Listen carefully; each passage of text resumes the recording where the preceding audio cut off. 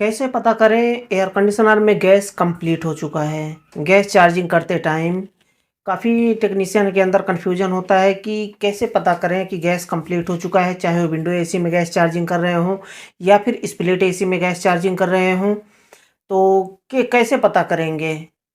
Gauge से कभी-कभी gas charging करते हैं तो वहाँ भी कन्फ्यूजन होता है। वज़न करके गैस डालते हैं तो वहाँ पर तो फ़िलहाल वज़न करके गैस डालेंगे तो कोई कन्फ्यूजन नहीं होगा। लेकिन टॉप अप करेंगे तो वज़न कैसे कर सकते हैं? टॉप अप करने के टाइम पे वज़न नहीं कर सकते। और अगर बिल्कुल नया कंप्रेसर, अच्छा कंप्रेसर है, अच्छा खासा, तभी आप वज़न करके गैस डालेंगे, तभी उसमें सही प्रेशर बताएगा। नहीं तो अगर पुराना कंप्रेसर है, 5 साल चला हुआ है, 3 साल, 10 साल चला हुआ कंप्रेसर है, उसमें आप वज़न करके गैस डालेंगे तो वो कन्फ़र्म नहीं बताएगा। कन्फ़र्म वो नहीं होगा, पूरा कंप्लीट गैस नहीं होगा उसमें। क्यों? इसका रीज़न क्या होता है इस वीडियो में मैं बताऊँगा आपको। लेकिन चलिए वो तो लंबा प्रोसेस हो जाएगा, तो हम चलिए शॉर्टकट में समझते हैं। कुछ टेक्नीशियन ऐसे भी होते हैं जो कि बिना गेज के भी गैस चार्जिंग कर देते हैं, सिर्फ क्लैम मीटर, सिर्फ एक चार्जिंग लाइन लगा करके। लेकिन वो तरीका सही नहीं होता, लेकिन जो एक्सपर्ट हैं उनके लिए तो कुछ भी इम्पॉसिबल नहीं है, उनके लिए पॉसिबल है। वो कर सकते हैं जिनके पास एक्सपीरियंस है और एक्सपेरिमेंट कई बार वो कर चुके हैं, ऐसा ऐसा काम कर चुके हैं। तो एक सिंगल लाइन से, जैसे मैं भी कभी-कभी सिंगल लाइन से ही गैस चार्जिंग कर देता हूँ, सिर्फ 1 किलोमीटर लगा करके। तो चलिए कैसे पता करेंगे कि गैस चार्जिंग कंप्लीट हो चुका है। सबसे पहले हम स्प्लिट एसी की बात करते हैं। स्प्लिट एसी में जो नए तरह से जब हम गैस चार्जिंग करते हैं, तो अगर कंप्रेसर सही है, मानिए पंपिंग बिल्कुल परफेक्ट है, तो आप उसमें आँख बंद करके वज़न करके गैस डालेंगे। जितना उसमें गैस चाहिए, 1100 ग्राम, 800 ग्राम, 900 ग्राम, 1200, 1500 ग्राम या फिर 2800 ग्राम, जितना ग्राम उसमें जाना चाहिए, सिस्टम के डिस्क्रिप्शन में लिखा होता है, उतना गैस वज़न करके हम डाल देंगे सिस्टम में। ये तो हो गया वज़न करके। लेकिन कौन से कौन सा ऐसा हालत होता है जब हम वज़न करके गैस नहीं डाल सकते? जैसे कि अगर कंप्रेसर की पंपिंग डाउन है, तो वज़न करके आप गैस डालेंगे, फिर भी गैस कम रहेगा। कभी-कभी ऐसा होता है हल्का-फुल्का पंपिंग डाउन रहता है, तो थोड़ा-सा प्रेशर बढ़ा देते हैं, सिस्टम चल जाता है। उस समय वज़न करके गैस डालेंगे तो गैस कम हो जाएगा, कम पड़ जाएगा। आखिर ऐसा क्यों होता है, ये तो मैं वीडियो के लास्ट में बताऊँगा कि पंपिंग अगर डाउन है, तो गैस ज़्यादा क्यों लगता है? तो उसे हम बाद में समझेंगे। थोड़ा बहुत पंपिंग डाउन रहता है तो चल जाता है, लेकिन बहुत ज़्यादा पंपिंग डाउन रहता है तो नहीं चलता है। तो हम गैस चार्जिंग करेंगे, हमारे पास एक प्रेशर गेज होना चाहिए, कंपाउंड गेज या फिर प्रेशर गेज जो भी हो। तो क्योंकि उसमें बता देता है प्रेशर, हमें प्रेशर मापना है बस, कोई भी गेज हो। तो जो गैस चार्जिंग करते हैं, तो उसमें एक गेज होना चाहिए और उसके साथ में एक क्लैम मीटर होना चाहिए। चार्जिंग लाइन परफेक्ट आपके पास होना चाहिए। दोनों गेज लगाएँगे तो दोनों चार्जिंग लाइन तो ज़रूरी है। एक इनपुट के लिए, एक आउटपुट के लिए। लेकिन आप सिर्फ़ सिंगल चार्जिंग लाइन से गैस चार्जिंग कर, तो वो भी कैसे करते हैं लास्ट में मैं बताऊँगा। ये भी तरीका मैं बता दूँगा कि सिर्फ़ एक चार्जिंग लाइन से आप कंप्लीट गैस चार्जिंग कर सकते हैं और सिस्टम परफेक्ट चलेगा।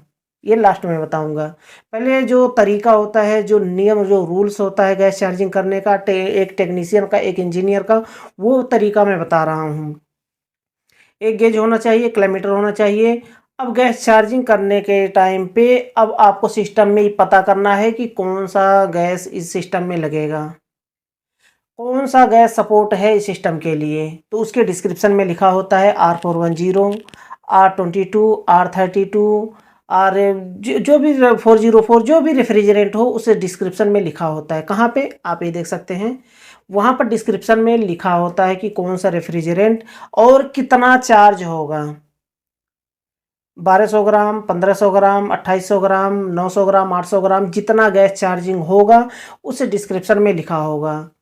तो उसी हिसाब से हम गैस चार्जिंग करेंगे। तो कितना लिखा है, वज़न कितना, वज़न करके हम नहीं डाल रहे हैं, हम गेज से डाल रहे हैं, प्रेशर गेज से।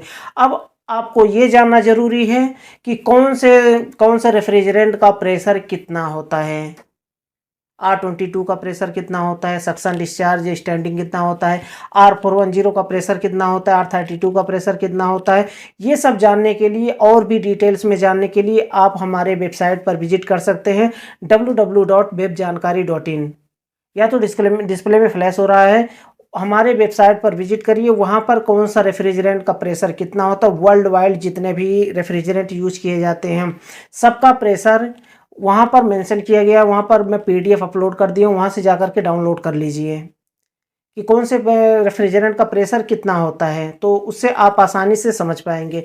अब मानिए कि सिस्टम में R22 हम गैस चार्जिंग कर रहे हैं, तो R22 का सक्शन प्रेशर 60 psi होता है।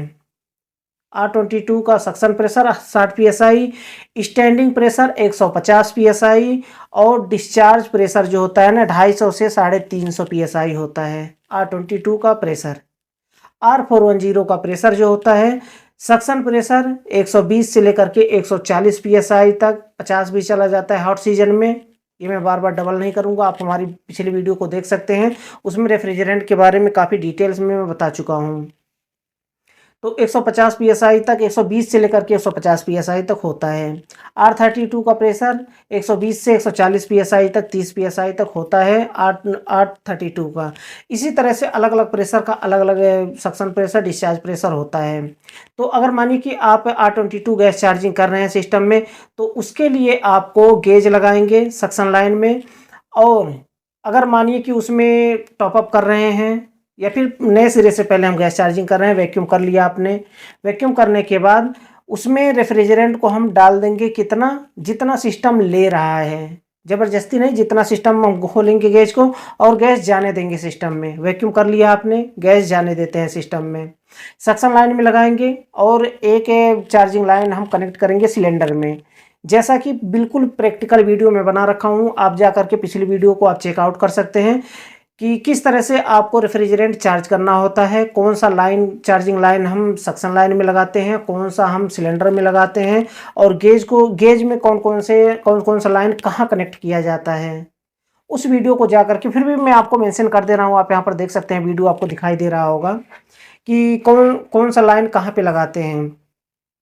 कोई भी रेफ्रिजरेंट चार्ज कर रहे हो, 32 हो, R410 हो, R410 404 हो, R32 22, कोई भी रेफ्रिजरेंट हो, आपको चार्ज करने के लिए और वैक्यूम करने के लिए आपको सक्शन लाइन में हमेशा लगाना चाहिए। सक्शन लाइन से आपको देना चाहिए रेफ्रिजरेंट। सक्शन लाइन कौन सा होता है, मोटा वाला पाइप सक्शन लाइन होता है, पतला वाला पाइप डिस्चार्ज लाइन होता है। तो हमेशा मोटा वाले पाइप में आपको कनेक्ट करना है। तो वहाँ से वैक्यूम करके हम गैस जितना जाता है जाने देते हैं सिस्टम में। अब क्लैम मीटर को हमें एक वायर में लगाना है, चाहे आप न्यूट्रल में लगाएं या फिर आप कमांड लाइन में यानी कि कंप्रेसर की लाइन में लगाएं। तो आप न्यूट्रल में लगाएंगे तो बेहतर होगा, पूरे सिस्टम का एम्पियर बताएगा।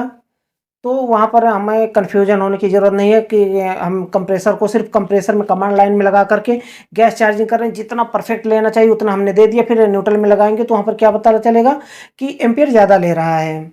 तो इसलिए न्यूट्रल में लगाएं ताकि मोटर का और कंप्रेसर का दोनों एम्पियर एक साथ में बताए वहाँ पर। तो इसलिए न्यूट्रल में हमेशा लगाना चाहिए। न्यूट्रल में लगा करके आप गैस चार्जिंग करिए। अब स्टैंडिंग पोजीशन में जितना गैस जाता है उतना हम दे दिए, अब गैस आगे नहीं जा रहा है, सिस्टम नहीं ले रहा है। अब हमें एसी को ऑन करना है। एसी को मान लीजिए कि आप 150 psi तक, 100 psi तक आपने स्टैंडिंग पोजीशन में गैस चार्ज कर दिया। अब हम जब सिस्टम को ऑन करेंगे तो सुई धीरे धीरे करके नीचे आने लगेगी, नीचे आने लगेगी। अगर आपने 150 psi किया है चार्जिंग तो वो आकर के कम से कम 20 या फिर 30 psi के अराउंड में आकर के रुक जाएगी। अब वहाँ पर हमें फिर से गेज खोलने की ज़रूरत है। गेज खोलेंगे तो धीरे धीरे करके जब रनिंग करेगा तो सक करता है, खींचता है गैस को जल्दी से, तो तब खोलेंगे तो गैस जाने लगेगा। अब गैस उसमें चार्ज करेंगे, एम्पियर भी देखेंगे और गेज भी देखेंगे।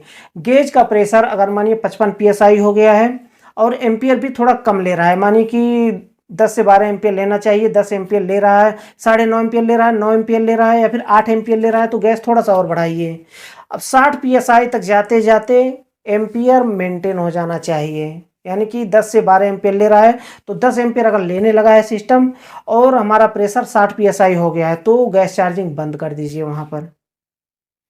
ये होता है तरीका गैस चार्ज करने का। और क्लैम मीटर भी लगाइए और गेज से भी देखिए गेज में प्रेशर कितना जा रहा है और क्लैम मीटर में एम्पियर कितना बता रहा है, दोनों एक समान होना चाहिए। अब एम्पियर कहाँ पे लिखा होता है वो भी सिस्टम के डिस्क्रिप्शन में लिखा होता है, आउटडोर में जो स्लिप चिपका है ना वहाँ पर लिखा होता है कि कौन सा सिस्टम कितना एम्पियर लेगा, कहाँ से कहाँ तक लेगा। यानी कि दो तरह से लिखा होता है, यानी कि 9 से 11 एम्पियर, 15 से 20 एम्पियर, 8 से 10 एम्पियर, इस तरह से लिखा होता है। तो उसके बीच में एम्पियर अगर पहुंच गया है तो समझ जाइए कि सिस्टम सही चलने लगा है। सक्शन लाइन को पकड़ करके देखिए, सक्शन लाइन बिल्कुल परफेक्ट चिल्ड करने लगेगा। डिस्चार्ज लाइन पहले ठंडा हो रहा था, अब ठंडा नहीं होगा, बिल्कुल नॉर्मल रहेगा। तो ये गैस चार्जिंग करने का तरीका होता है। आई होप कि आप समझ गए होंगे। फिर भी कोई क्वेश्चन रह जाता, कोई डाउट रह जाता तो बेझिझक आप मुझसे कमेंट बॉक्स में पूछ सकते हैं, मैं उसका रिप्लाई जल्द से जल्द देने की कोशिश करूंगा। तो आज के लिए बस इतना ही था, छोटा सा वीडियो था। आगे अगले वीडियो फिर जल्दी मिलते एक नए टॉपिक के साथ।